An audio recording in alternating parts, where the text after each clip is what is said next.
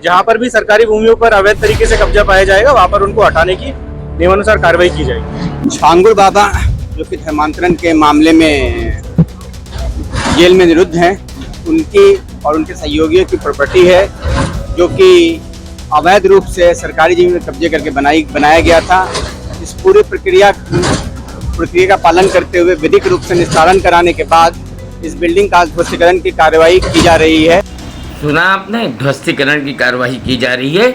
जहां भी अवैध कब्जे होंगे उन्हें हटाया जाएगा। डीएम पवन अग्रवाल और एसपी स्पष्ट तौर पे कह रहे हैं कि छांगुर बाबा ने जहां जहां भी अवैध कब्जे किए थे उसको हटाने की कार्रवाई अब की जा रही है। आइए आपको बताते हैं कि पूरा मामला क्या है, कौन है ये छांगुर बाबा जिसने पूरे राष्ट्र को हिला के रख दिया और स्वयं योगी आदित्यनाथ को उसे कहना पड़ा कि ऐसी सजा देंगे कि 7 पुश्ते भी याद रखेंगे।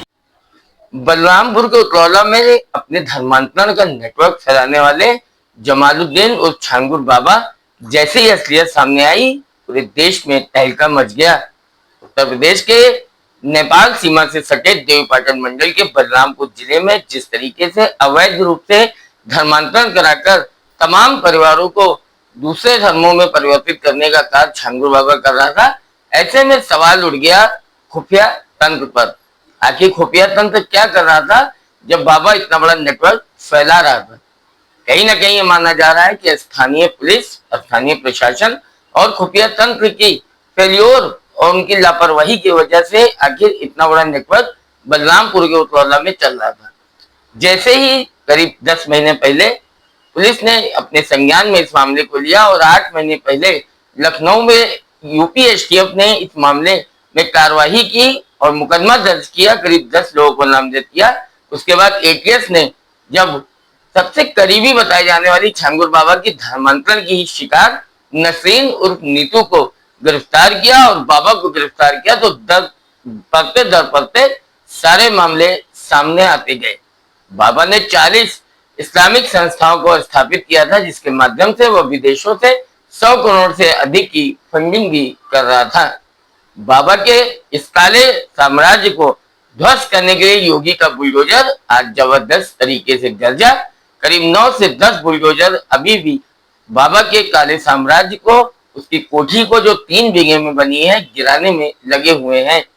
लेकिन बड़ा सवाल यह है कि इस तरीके के लोग जो धर्मांतरण का कार्य कर रहे हैं, जो कानून की धज्जियां उड़ा रहे हैं और बड़े बड़े राजनीतिक और बड़े बड़े रसूखदारों के शरण में रहकर ऐसा कार्य कर रहे हैं, आखिर इन लोगों की असलियत तब तक सामने नहीं आएगी और जब आएगी तो क्या ऐसी कार्रवाई होने के बाद ही इनको सबक मिलेगा?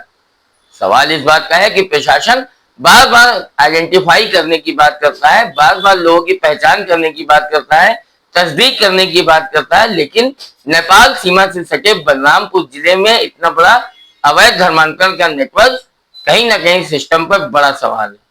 फिलहाल अब प्रशासन ने ही कार्रवाई कर दी है और डीएम पवन अग्रवाल ने बड़े ही स्पष्ट शब्दों में कहा है कि अवैध रूप से जितने भी कब्जे हैं उन सबको हटाया जाएगा, सब पर बुलडोजर की कार्रवाई की जाएगी। इसी तरह एसपी ने कहा कि जो कानून की धज्जियां उड़ाने का प्रयास करेगा, जो कानून तोड़ने का प्रयास करेगा, उस पर सख्त से सख्त कार्रवाई की जाएगी।